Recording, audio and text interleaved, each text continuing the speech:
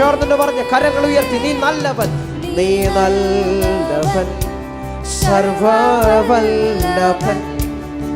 അങ്ങേ പോലൊരു ദൈവമില്ല. നീ നല്ലവൻ, നീ നല്ലവൻ, സർവവല്ലഭൻ,